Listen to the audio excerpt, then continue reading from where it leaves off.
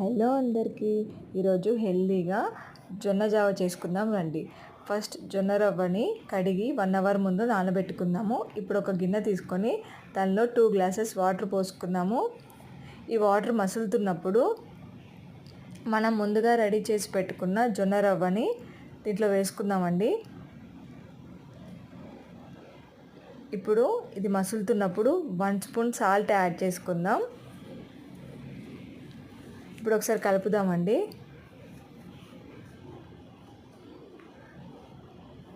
Next stove off చేసుకుందాము.